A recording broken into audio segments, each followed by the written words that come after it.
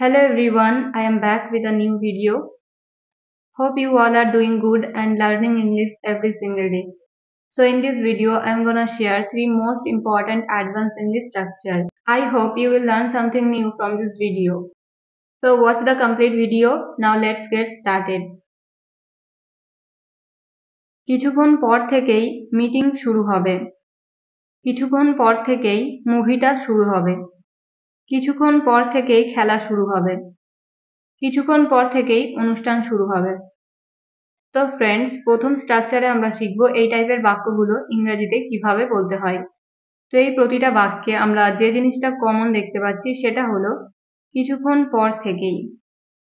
কিছুক্ষণ পর থেকেই এই কথাটা ইংলিশে বলতে হলে আমাদের বলতে হবে in a short while from নাও।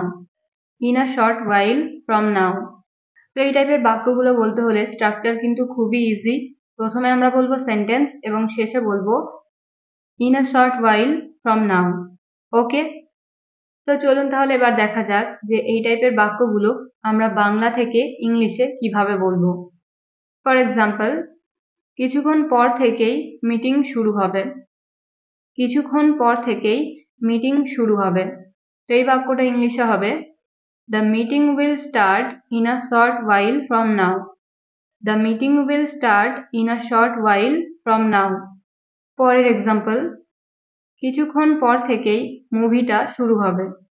কিছুক্ষণ পর থেকেই মুভিটা শুরু হবে। The movie will start in a short while from now. The movie will start in a short while from now. কিছুক্ষণ পর থেকেই খেলা শুরু হবে। কিছুক্ষণ পর থেকেই খেলা শুরু হবে। এই বাক্যটা ইংলিশে হবে The sport will start in a short while from now. The sport will start in a short while from now.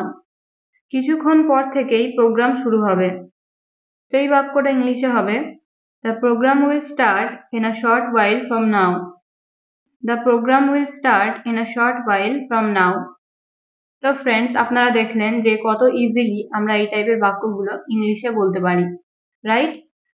তো এবার এই স্ট্রাকচারটা থেকে আপনাদের প্র্যাকটিসের জন্য একটা সেন্টেন্স, কাজটি কিছুক্ষণ পর থেকেই শুরু হবে। কাজটি কিছুক্ষণ পর থেকেই শুরু হবে। তো এই বাক্যটার ইংরেজি আপনারা ইংলিশে কিভাবে বলবেন কমেন্টে লিখে জানান। তো আমরা প্রথম স্ট্রাকচার দেখে নিলাম। এবার আমরা দেখব 2 নাম্বার স্ট্রাকচার। আমি আমার বন্ধুর সাথে কথা বলার জন্য উৎসাহী। সে আমার সাথে দেখা করার জন্য উৎসাহী। আমরা তোমাকে দেখার জন্য উৎসাহী। আমি এখানে আসার জন্য উৎসাহী ছিলাম। তো ফ্রেন্ডস, এই টাইপের বাক্যগুলোও কিন্তু আমরা কখনো কখনো ব্যবহার করে থাকি। তো চলুন তাহলে শেখা যাক যে এই টাইপের বাক্যগুলো আমরা ইংরেজিতে কিভাবে বলবো। তো এই প্রতিটা বাক্যে আমরা যে কথাটা কমন দেখতে পাচ্ছি সেটা হলো উৎসাহী। কোনো কিছুর জন্য উৎসাহী। এই যে কোনো কিছুর জন্য উৎসাহী, এই কথাটা ইংলিশে বলার জন্য আমাদের ইউজ করতে হবে কিন টু। Keen to. তো সেন্টেন্স স্ট্রাকচার হবে subject plus helping verb plus keen to plus verb plus other word. তো আমরা স্ট্রাকচার দেখে নিলাম। এবার এই স্ট্রাকচারটা দিয়ে আমরা এক্সাম্পল দেখব। তো আমাদের প্রথম এক্সাম্পল হলো আমি আমার বন্ধুর সাথে কথা বলার জন্য উৎসাহী। আমি আমার বন্ধুর সাথে কথা বলার জন্য উৎসাহী। I am keen to talk to my friend. I am keen to talk to my friend. সে আমার সাথে দেখা করার জন্য উৎসাহী। He is keen to meet me. He is keen to meet me. আমরা তোমাকে দেখার জন্য উৎসাহী। আমরা তোমাকে দেখার জন্য উৎসাহী। We are keen to see you. We are keen to see you. মানে আমরা তোমাকে দেখার জন্য উৎসাহী। আমি এখানে আসার জন্য উৎসাহী ছিলাম। আমি এখানে আসার জন্য উৎসাহী ছিলাম। I was keen to come here. I was keen to come here. তারা ইংরেজি শেখার জন্য উৎসাহী ছিল। তারা ইংরেজি শেখার জন্য উৎসাহী ছিল। They were keen to learn English. They were keen to learn English. তো ফ্রেন্ডস, আশা করছি এই স্ট্রাকচারটা আপনারা বুঝেছেন। তো এবার একটা বাক্যের ইংরেজি আপনারা বলবেন। বাক্যটা হলো আমি বিদেশে যাওয়ার জন্য উৎসাহী। আমি বিদেশে যাওয়ার জন্য উৎসাহী। এই বাক্যটা আপনারা ইংলিশে কিভাবে বলবেন কমেন্টে লিখে জানান। তো আমরা অলরেডি এই ভিডিওটা থেকে 2 নাম্বার স্ট্রাকচারটাও দেখে নিলাম। তো চলুন তাহলে এবার দেখা যাক 3 নাম্বার স্ট্রাকচার। তো এই 3 নাম্বার স্ট্রাকচারে আমরা যে বাক্যগুলো শিখতে চলেছি, এই বাক্যগুলোর ব্যবহার কিন্তু আমাদের ডেইলি লাইফে অনেক অনেক বেশি। মানে আমরা এই টাইপের বাক্যগুলো কিন্তু খুব বেশি ব্যবহার করে থাকি। তো চলুন তাহলে দেখা যাক বাক্যগুলো। যেমন দেরি না করে যাও, দেরি না করে খাও, দেরি না করে ঘুমাও, দেরি না করে পড়ো। তো আপনারা বাক্যগুলো দেখলেন। তো চলুন তাহলে এবার দেখা যাক যে এই টাইপের বাক্যগুলো ইংলিশে কিভাবে বলতে হয়। এই টাইপের বাক্যগুলো কিন্তু ইংলিশে বলা খুবই সহজ। তো এই প্রতিটা বাক্যে যে জিনিসটা কমন আমরা দেখতে পাচ্ছি সেটা হলো দেরি না করে। মানে কোনো কাজ দেরি না করে তাড়াতাড়ি করার জন্য বলা হচ্ছে, রাইট? তো এই যে দেরি না করে, এই কথাটা ইংলিশে বলার জন্য আমাদের যে ফ্রেজটা ব্যবহার করতে হবে সেটা হলো গেট ডাউন টু।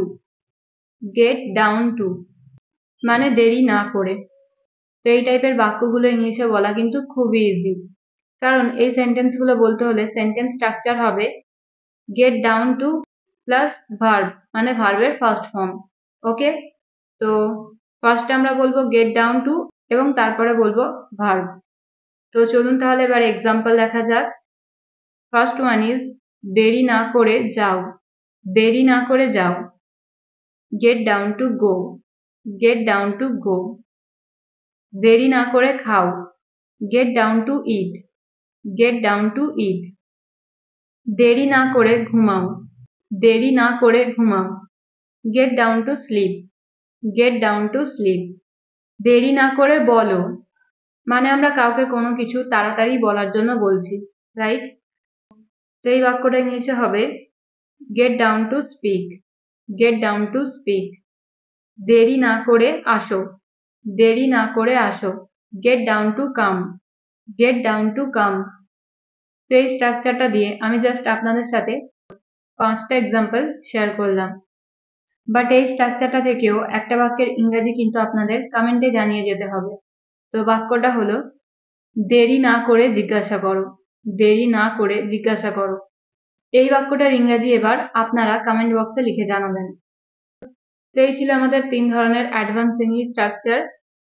তো আই হোপ আজকের ভিডিওটা আপনাদের ভালো লেগেছে। তো যদি ভিডিওটা আপনাদের ভালো লেগে থাকে অবশ্যই একটা লাইক করে দেবেন। আবার একটা নতুন ভিডিওর সাথে দেখা হবে। Till then stay happy and keep learning.